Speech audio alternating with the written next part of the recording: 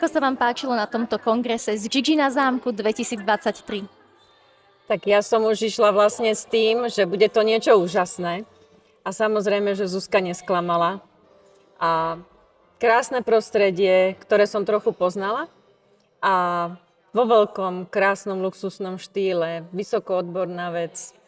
Niečo vytknúť, bezchybné.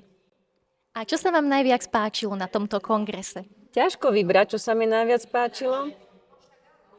Naozaj, toto je veľmi ťažká otázka, na ktorú neviem vypichnúť nejakú jednu vec, čo sa mi páčilo. Mne sa naozaj páčilo všetko.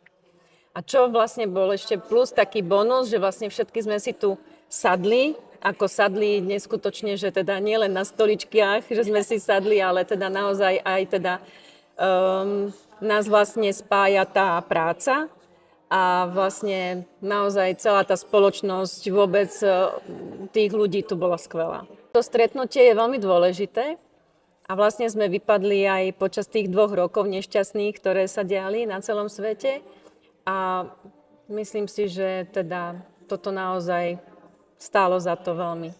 A odporúčili by ste tento kongres aj ďalším kozmetičkám? Určite.